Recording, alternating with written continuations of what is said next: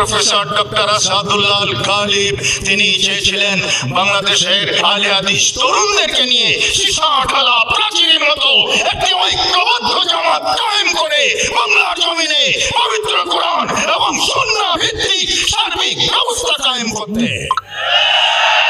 যুব সংঘ থেকে নাকি সংঘং শরণাং গচ্ছামি এই দুর্গন্ধ বেরিয়ে আসলো। এদেশের আহলে হাদিসদের তদানীন্তন প্রাণপ্রিয় পত্রিকা সাপ্তাহিক আরাফাতে সম্পর্কহীনতা ঘোষণা করে বাংলাদেশ আহলে হাদিস যুব সংঘকে সেদিন কবর রচনা করার একটি অপপ্রয়াস চলেছিল। আজকে কিন্তু আমাদের সবার মুখে ঐক্যের স্লোগান।